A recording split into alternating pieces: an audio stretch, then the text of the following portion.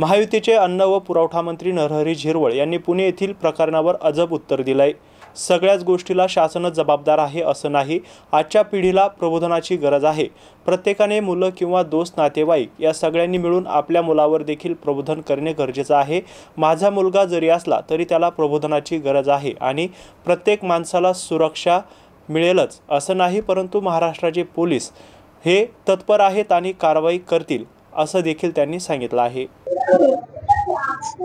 एक आहे, सगळ्याच गोष्टी शासनानंच किंवा शासनच जबाबदार आहे असं नाही, तर आपण सगळेजण मिळून आजची जी काही पिढी ज्या पद्धतीनं वागते त्याला प्रबोधनाची गरज आहे। प्रत्येकानं मग मुलं असतील किंवा दोस्त असतील, नातेवाईक वगैरे सगळ्यांनी मिळून सगळ्यांच्या, मग उद्या माझाही मुलगा असेल तर माझाही प्रेशर त्याच्यावर असणं हे गरजेचं आहे। सुरक्षेच्या दृष्टीनं जे परमानसी ज्या पद्धतीनं यंत्रणा पाहिजे ती कमी पडते हेही मान्य आहे। ती तात्काळ भरण्याच्या संदर्भात शासनाने कार्यवाही करण्याची गरज आहे। परंतु महाराष्ट्रातलं तुमचं पोलीस दल हे तसं अतिशय तत्परतेनं काम करतं। एखादी घटना जरी घडली असेल तर ती कधीच अशी नाही की बाबा त्याचा तपास झाला नाही किंवा त्याला शासन सजा झाली नाही, असं कधी होत नाही।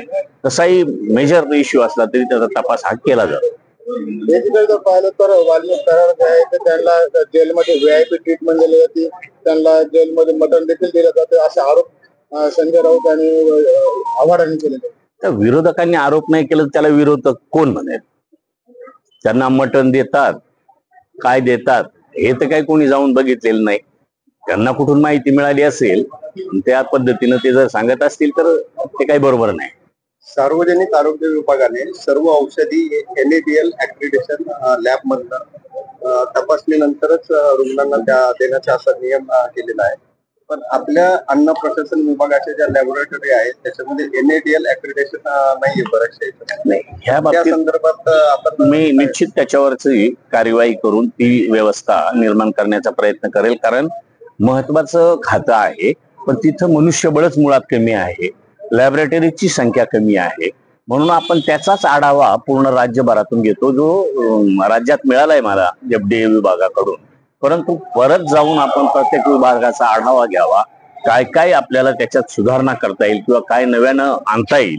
त्या दृष्टीनं मी अमरावती नागपूर विभागाचा 2 दिवस दौरा केलाय, त्याची माहिती घेतली। मी संभाजीनगरच्या विभागाचा सुद्धा एक थोड्याच दिवसात पूर्ण आढावा घेऊन आणि तशा पद्धतीनं तसे आता ह्या बजेटला काही नवीन इन्स्ट्रुमेंट घेण्याच्या संदर्भातली डिमांड केली होती। तिथं आदरणीय मुख्यमंत्री महोदय आणि अजितदादा शिंदे साहेब यांनी त्याला ग्रीन सिग्नल दिलाय।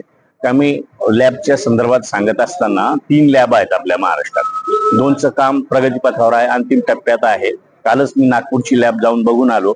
1 महिना 1.5 महिन्यात ती लॅब सुरू करायला काहीच अडचण येणार नाही।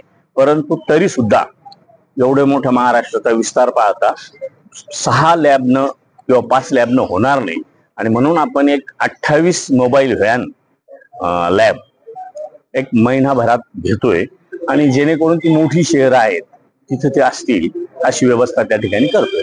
मग त्यालाही मनुष्यबळ लागणार आहे, पण मग ते PPP वर घेता येतं का त्याही संदर्भात